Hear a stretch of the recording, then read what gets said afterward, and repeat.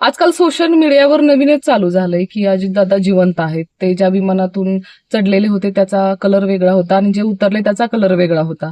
असं काहीतरी चालू आहे. किंवा विमानात चढणारे 6 जण होते आणि उतरणार ज्यांचा मृत्यू झाला ते 5च जण होते.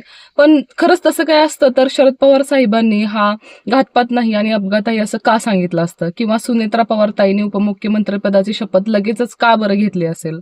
किंवा त्यांच्या चेहऱ्यावरचं जे काही दुःख होतं, त्यांचे जे काही अश्रू होते, ते काही उगाचच कुणाच्याही डोळ्यातून उगाचच एवढे अश्रू तर नक्कीच नाही येणार असं मला वाटतं.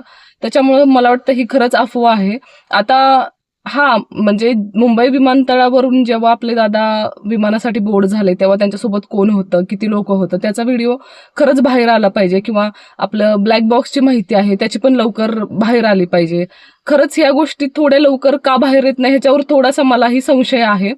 पण मग अजितदादा आपले जिवंत आहेत आणि ते कुठेतरी लपून बसलेत असं खरंच मला नाही वाटत. कारण अजितदादा हा माणूस लोकांच्या भावनेशी खेळणारा तर नक्कीच नव्हता.